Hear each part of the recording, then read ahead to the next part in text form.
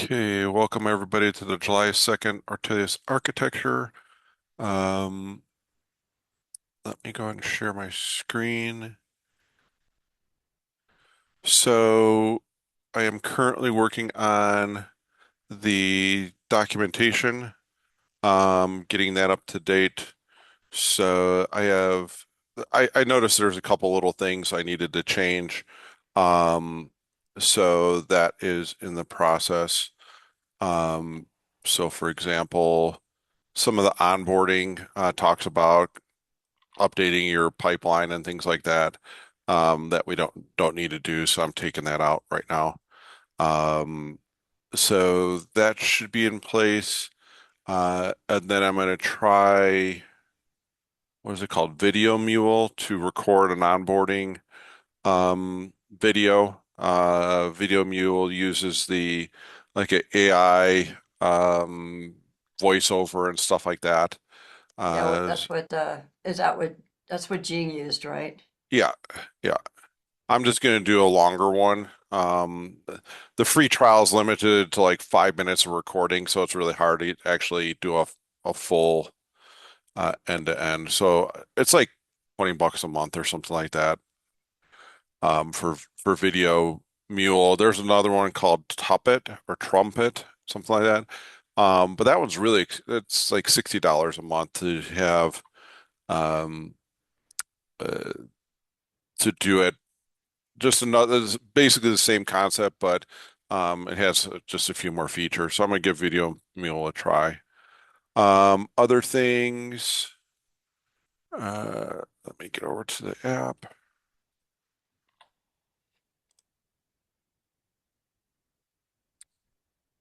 Uh, so I did realize that we had some data problems. Like every time Kubernetes redeployed, the its data plane. We got a deployment, so we had like 5,000 deployments of Kube system. So I fixed that. Uh, and also, if we go into an org, so this is a curl um, repo. So the curl repo only has releases and no deployments. So I've actually added in a release-based metrics for the dashboard versus a deployed one. So we can actually see that we get their trend where they have a bunch of low and then fixed uh, uh, items. So I have to check. There's some data that's still bleeding through onto the deployed side. Like these should be zero because there's no deployments. I have to look at that, and same like with this trend graph. So I just have to look at the back end queries. But we now have that availability. The other thing also I've added in. Let me see. Oh, I have to go over to an org that has. Oh, and when I went and cleaned up the database, it made the front end so much faster. We had like a couple 100,000 records that we didn't need that was causing the front end to slow down. So here's the deployed. So if there is a deployment, you go right to the deployed dashboard, but you can still get to the release dashboard as well because the concept's the same. So we have post-release vulnerabilities and then post-deployment vulnerability posture. Um, if we go to an endpoint, um, I did add the ability to export the whole, all the everything that's on the endpoint. So this is like our application PDF. So that is now available. So this is very similar to what we had before. All the releases that are on the endpoint and their package, their critical, their vulnerability stance. So that's back there. Trying to think what else. Those were the big things. Oh, um, I also did add the ability to sign in with Google or GitHub. So if you click on Google, it'll connect over to your Google account. And I've already gone through the process, so it'll let me sign in that way using my Google. So the profile is based off of the email address. So if I like sign, so my username and if, for example, in GitHub is sbtaylor15, if I sign in with GitHub, I'll still have this username, but it keys off of the email address on that part. Also, I don't know if I have it with this one. All the repos, your public repos, and your connection to GitHub should be in place as well. So a lot of, I'm going to skip going all through it. Um, so all that is looking good. I just have to double check on the GitHub account part that it's persisting correctly. It does bring over the repos, but because I've been signing in and signing out, I think it may have lost its connection. So that's like the big stuff. Making some pretty good progress. Uh, Trying to think what else. And I think I've shown you this before. You can just look at the organizations that you're associated with, or in this case, I've tagged Curl and Jenkins as favorites. Um, so I want to look at just those. So it gives you some nice filtering. And if like let's say I wanted to add Flock as a favorite, I just click on the star icon. So now Flock is part of my. So that's like the quick update. So Steve, while you have um, his attention, since Arvin's the only one on the call, is there something that you guys could talk about to get him started on doing any work on the front end? Is there an area that you want him to focus on? I think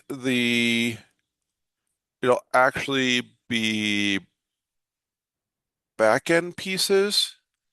Um, and the back end piece is well, it's actually it's actually in both.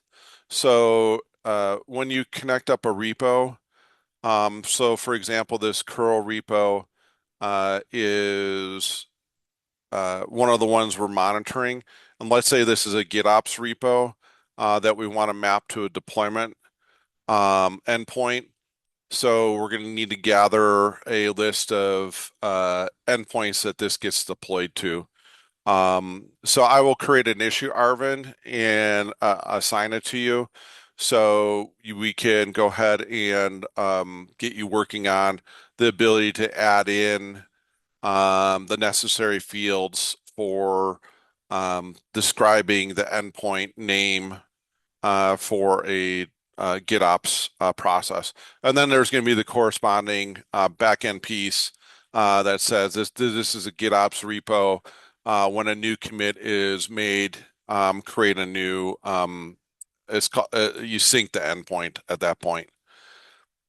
And there's a Go program to do that. So the front end's all Next.js and React. The back end is in Go. So which one do you prefer, Arvin? Do you want to work on the front end Uh, and the or the Go programming? I, I want to work on both. I know front-end React and Next.js and Go I will learn. I will Okay. just code a repo. I will use AI to understand the tech stack and I will implement it. Yeah, that's all I do too. I've been just throwing the repos at like Claude, for example. So I go in and just add from GitHub like the front end, and I tell it, on the profile.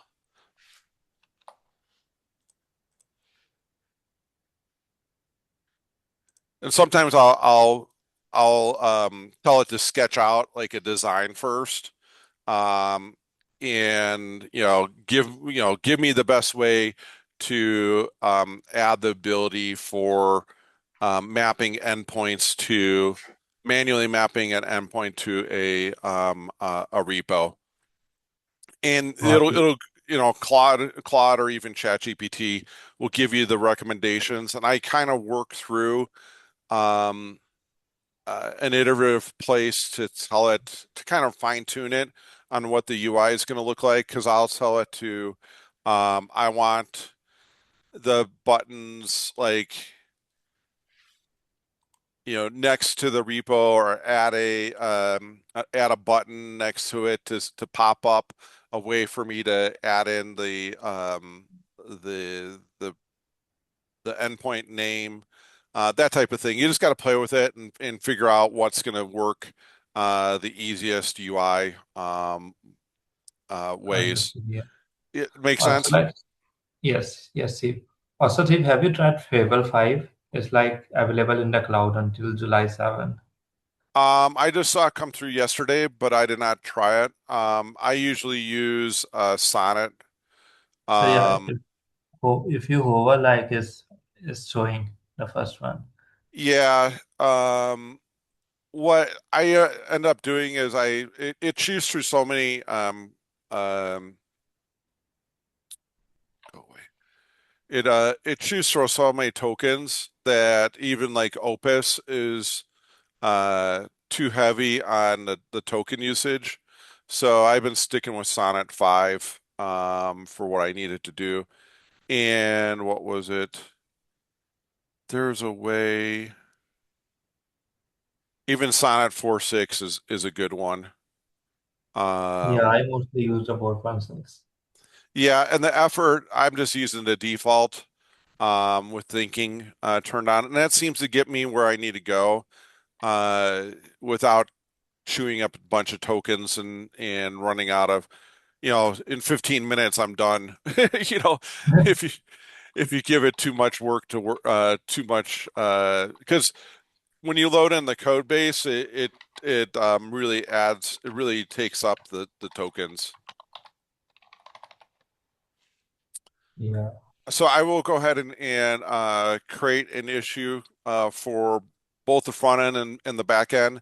And probably the easiest is start with the front end, and then once you're happy with the way the front end looks, then go into telling Claude or ChatGPT to make the corresponding backend coding changes. Because what ends up happening is you need to do the bridge.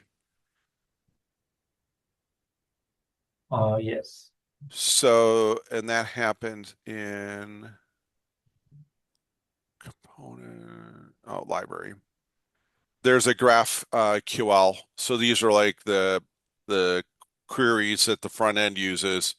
Um, and the data that you're going to get.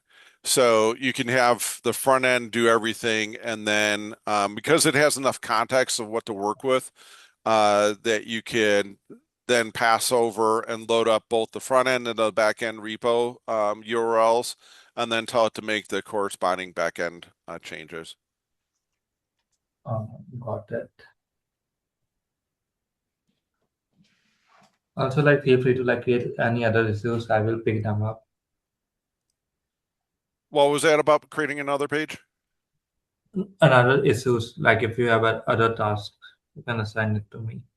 Yeah, I will. Let's start with these two first. And because it's going to be a little bit weird on the UI layout where it's going to go. Um, because like, let's say I want to add in OpenSSF. It's called OSS.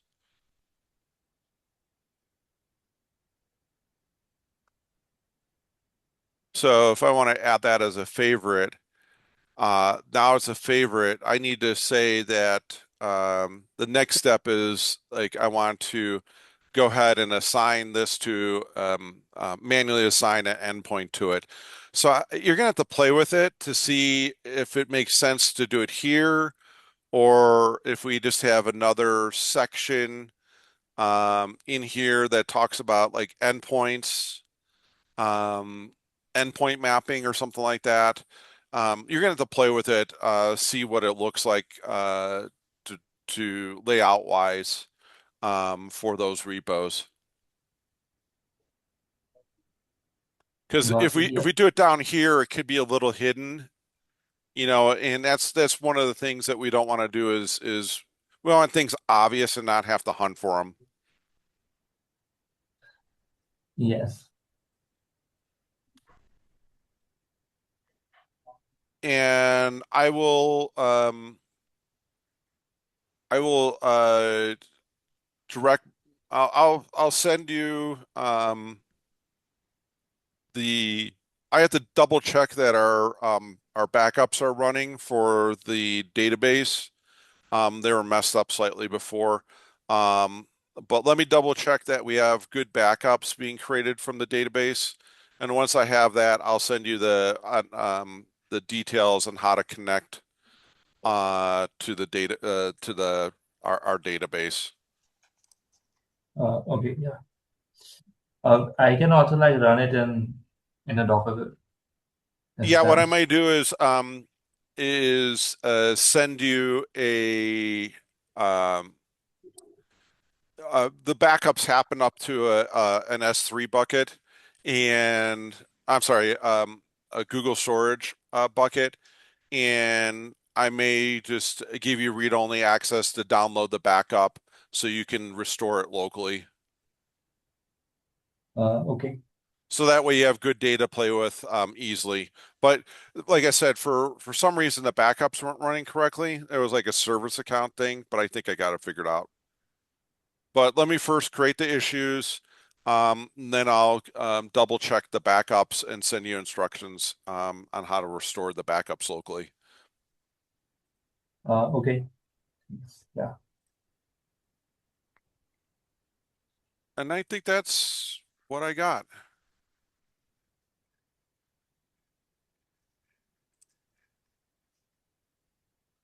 Any other questions or anything I may have missed?